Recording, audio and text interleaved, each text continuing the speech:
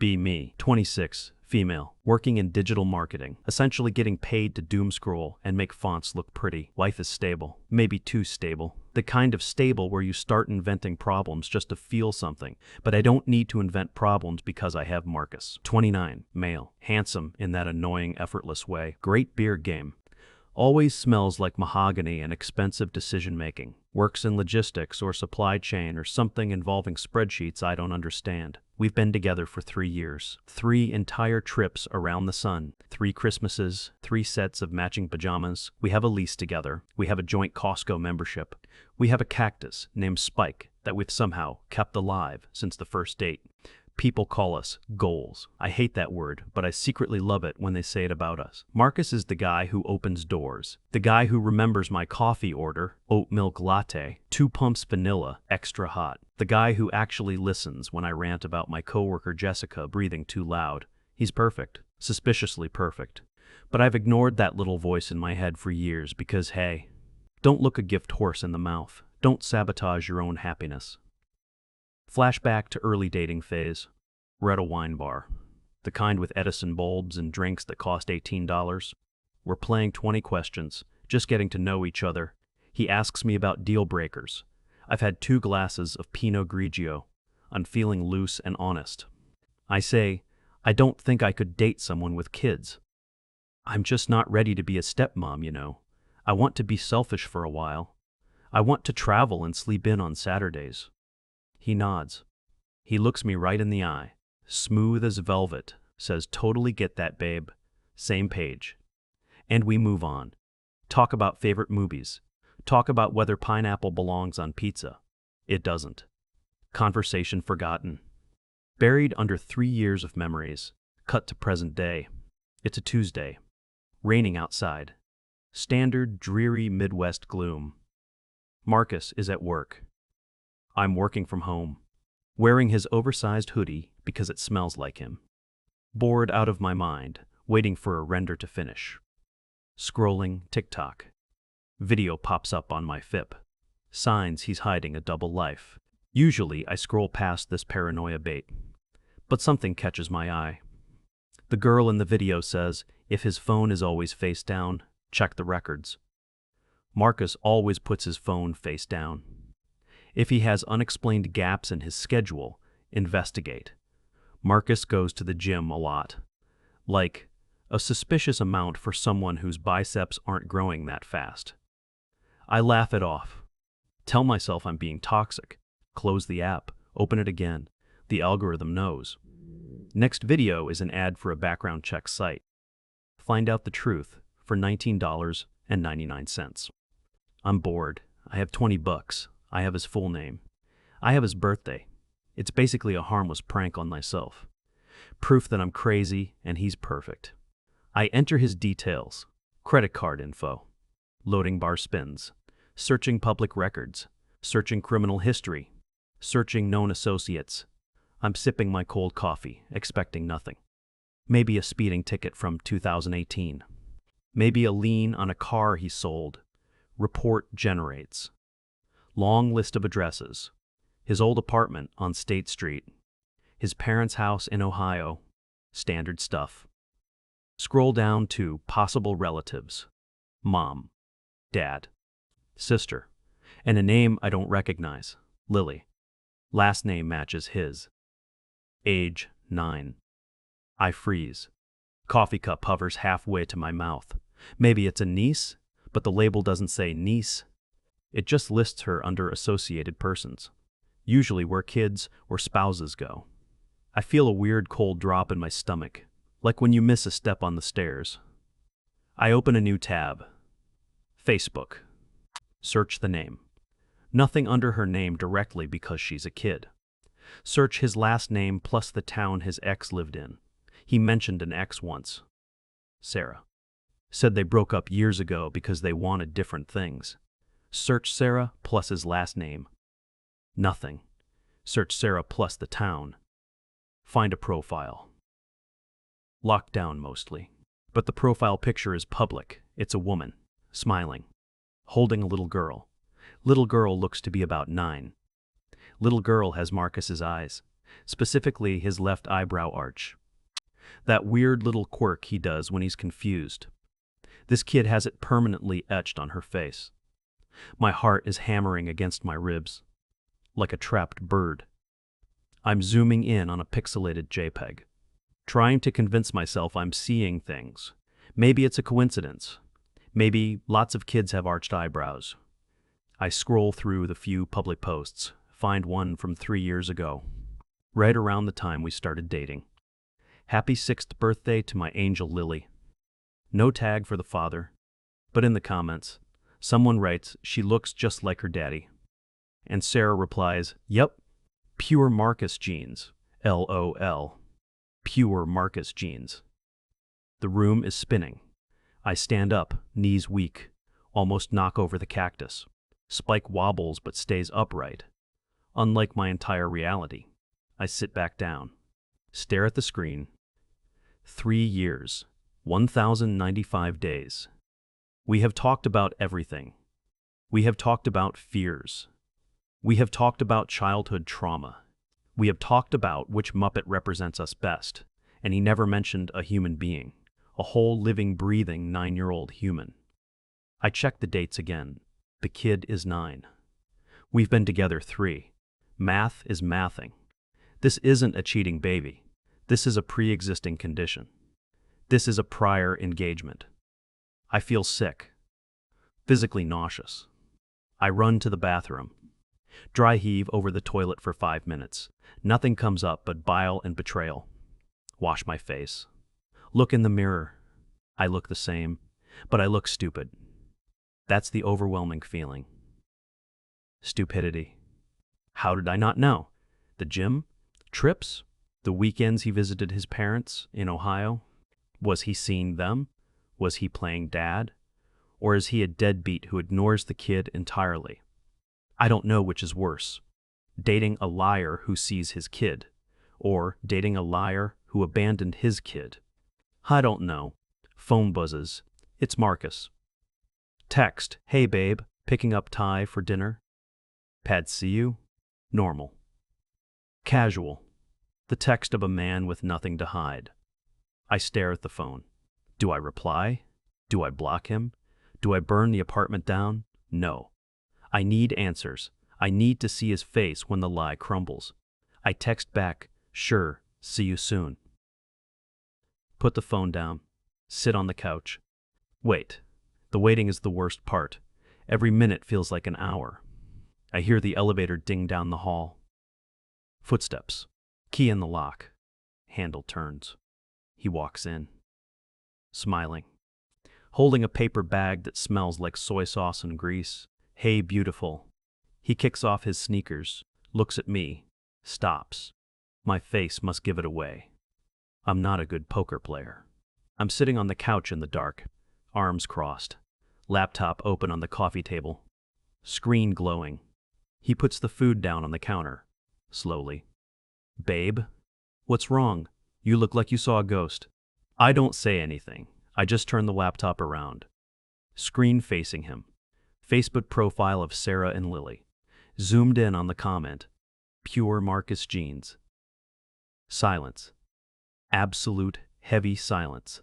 The only sound is the fridge humming and the distant siren of a police car. He stares at the screen, doesn't blink, doesn't gasp, just freezes, like a deer in headlights. If the deer was a sociopath. Finally, he looks up. Eyes flat. "You ran a background check on me?" That's his first reaction. Not guilt, not apology. Accusation. "Are you kidding me right now?" I whisper, voice trembling. "That's what you're worried about? Not the secret child?" He sighs, a long, annoyed sigh. Like I'm the one being unreasonable about where to put the dishes. He walks over to the recliner and sits down, rubs his face with his hands. "Look, it's complicated." "Is it?" I ask. "Is it complicated, Marcus? Or is it actually very simple? You have a daughter. You hid her for 3 years." He looks at me, puts on his reasonable guy's voice, the voice he uses when he's explaining why we need to switch internet providers. "I didn't hide her exactly. I just didn't mention it." That is the definition of hiding, I scream, shocking myself with the volume. Why? Just tell me why. He leans forward, elbows on knees, looks earnest. Remember our second date? At the wine bar? You said you didn't want to date a guy with kids. So? So, he continues, I liked you. I really liked you. I knew if I told you, you'd walk away. So I didn't tell you. I figured we'd get to know each other, fall in love, and then, when the time was right, I'd bring it up. 3 years.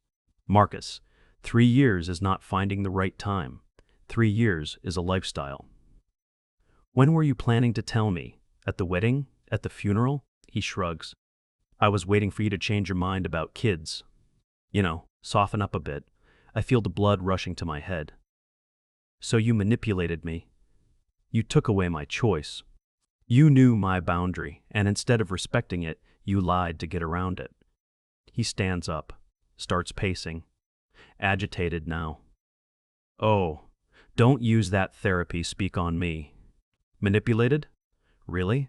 I gave us a chance. We've been happy, haven't we? We have a great life. We love each other. Are you really going to throw that all away because of a technicality? A child is not a technicality, I yell. A human being is not a term and condition you scroll past. Do you see her? He stops pacing, looks at the floor. Yeah. Sometimes. When you think I'm at the gym on Saturday mornings, I go see her. When I go to conferences in Ohio, I take her to the park. Another wave of nausea. The gym. The conferences. All lies. Every single one a carefully constructed brick in the wall of bullshit. So you're a good dad, I say, voice dripping with venom. You're a great dad who pretends his daughter doesn't exist to his live-in girlfriend. How does that work, Marcus? Does she know about me? He flinches. No. I didn't want to confuse her. I told her I live alone. My heart breaks for this kid I've never met. This little girl named Lily, who thinks her dad lives in a void, who probably wonders why he can only see her on Saturday mornings. Because he's busy playing house with a woman who doesn't know she exists. You are unbelievable, I say, standing up, shaking. I can't do this. I can't look at you. He steps toward me, reaches for my hand. Babe, come on. Calm down. It's in the past now. You know now. We can move forward. She's a great kid. Really, you'd like her. She's funny. She likes Star Wars. We can introduce you slowly. You don't have to be mom. Just Marcus's friend. The audacity. The sheer unadulterated gall. He's trying to pivot to introductions 5 minutes after the confession. Get out, I say. Quietly, he blinks. What? Get out of the apartment. Go stay at a hotel. Go stay with your secret family. I don't care. Just get out. He laughs, a nervous disbelief laugh. You're breaking up with me? Over this? After 3 years? Because I have a kid? You're proving me right, you know. You're proving that you're shallow and selfish, just like I feared. Gaslighting level. Expert. Turning it back on me. Making me the villain for reacting to the lie. It's not about the kid. Marcus. It's the lie. It's the 3 years of lying to my face every single day. It's the fact that you looked me in the eye this morning and kissed me goodbye while living a double life. He shakes his head. You're being dramatic. I'm not leaving. My name is on the lease too. Technically true. We signed it together 6 months ago. I grab my keys, grab my purse, grab the charger. Fine. Then I'm leaving. Enjoy your pad, see you. I storm out, slam the door hard, rattle the frame, hear him shouting something as the latch clicks. Don't listen. Run to the elevator. Mash the button. Get in. Lean against the metal wall. Slide down until I'm crouching on the floor. Start crying. Ugly crying. Snot and tears and mascara running down my face. Get to the lobby. Walk out into the rain. No umbrella. Don't care. Call an Uber. Call my friend Jenna. She picks up on the second ring. Hey girl, what's up? He has a kid, I sob into the phone. What? Marcus. He has a 9-year-old daughter. He hid her for 3 years. Dead silence on the line. Then, I'm going to kill him. Come to my place. I have wine and a baseball bat. I get in the Uber. Driver is an older guy. Looks at me in the rearview mirror. Sees a wet, crying mess. Hands me a napkin without a word. Turns up the radio. Some soft jazz. I stare out the window at the blurred city lights. Chicago looks mean tonight. Cold and indifferent. Get to Jenna's. She's waiting at the door. Pulls me inside. Wraps me in a blanket. Pours a glass of red wine the size of a fishbowl. We sit on her floor. I tell her everything. The background check. The Facebook photos. The confrontation. The way he blamed me. Jenna is pacing around her living room, ranting. He's a psychopath. That is sociopathic behavior. Who hides a child? A child isn't a parking ticket. It's a person. She's right. But deep down, a tiny, stupid part of me misses him. Misses the smell of mahogany. Misses the way he makes coffee. And I hate myself for it. Hate that love doesn't just turn off like a light switch, even when the person you love turns out to be a stranger. Next morning, wake up on Jenna's couch, neck stiff, headache pounding, check my phone. 47 missed calls from Marcus, 12 texts. Text 1, babe, please come home. Text 2, we need to talk about this rationally. Text 3, you're overreacting. Text 4, I love you. ETA.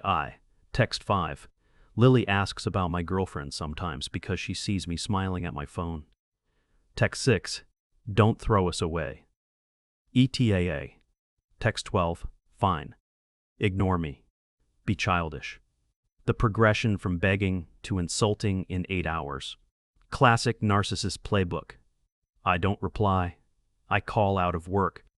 Tell my boss I have food poisoning, which is spiritually true. I feel poisoned. Jenna makes me toast. What are you going to do? She asks. I don't know. I have to get my stuff. I'm not leaving my clothes and my laptop there. I'll go with you, she says. We'll bring backup. I'll call Dave. Dave is Jenna's boyfriend. 6'4", looks like a Viking. Gentlest soul on earth, but looks terrifying. We organize the extraction team. Noon. We drive over. Key in the lock. Apartment is quiet. Smells like stale Thai food. Marcus is there, sitting on the couch. Same spot as last night. Doesn't look like he slept. Sees Dave. Eyes widen. Whoa, bring in the cavalry. Just here to get her stuff, man, Dave says. Voice deep. Arms crossed. Marcus stands up, looks at me, ignoring them. Babe, can we just talk alone for 5 minutes? No, I say, voice steady, surprising myself. There's nothing to talk about. You lied for 3 years. Are you built a foundation on quicksand? It's over. He gets angry then. Face turns red. You're throwing a tantrum. You're punishing me for having a past. Everyone has baggage. Baggage is an ex-wife, I snap, grabbing clothes from the closet, shoving them into garbage bags. Baggage is debt. Baggage is not a secret child you visit on weekends while lying to your partner. That's not baggage, Marcus. That's a separate life. He follows me into the bedroom. I was protecting you. I was protecting us. Bullshit. I spin around, holding a handful of hangers. You were protecting yourself. You wanted the girlfriend and the freedom. You wanted to have your cake and eat it too. You didn't want the hassle of integrating a kid into a new relationship. You took the easy way out. Coward. That word hits him. Coward. He flinches, stops talking, just watches me pack. I sweep my toiletries into a bag, grab my favorite mug, grab the cactus. Sorry, Spike, you're coming with me. Marcus leans against the doorframe, arms crossed, sullen, like a teenager who got caught sneaking out. You'll regret this, he says, quietly. You'll realize nobody else is going to treat you as good as I did. You'll be back. Good luck finding a guy with no baggage in his 30s. I pause, look at him, really look at him. Handsome face, nice beard, empty soul. I'd rather be alone, I say, than be with a liar. And honestly, knowing you could lie so easily to my face every single day makes me wonder what else you lied about. Did you really go to Ohio? Were you really at work late? Does your mom even like me? Or does she think I'm just a fling because you hide the kid from me? He doesn't answer, just stares. I walk past him. Dave takes the heavy boxes, Jenna takes the bags. We walk out, down the hall. Elevator ride is silent. Load up the car. I sit in the back seat. Watch the apartment building disappear as we drive away. Feel a strange sense of relief, mixed with the crushing weight of wasted time. Days pass. Move back into my old studio. It's small. Smells like dust. But it's honest. Block Marcus on everything. Phone, Instagram, email, LinkedIn. He tried to message me there. Pathetic. Venmo. He requested $20 for the Thai food I didn't eat. I declined and blocked. Life is weird. Waking up alone is weird. Friends are split. Some say I was too harsh. He was just scared to lose you. Men are dumb. Give him a chance. Delete those friends. Don't need that energy. Most are on my side. Bullet dodged. Nuclear red flag. 2 weeks later. Get a DM from a stranger. It's Sarah, the ex, the mom. Heart stops. Open the message. Hey, I saw you were tagged in photos with Marcus for a while, and now they're gone. Just wanted to ask, did you know? I stare at the screen. Typing bubbles appear. He told me he was single for the last 3 years. Said he was focusing on work.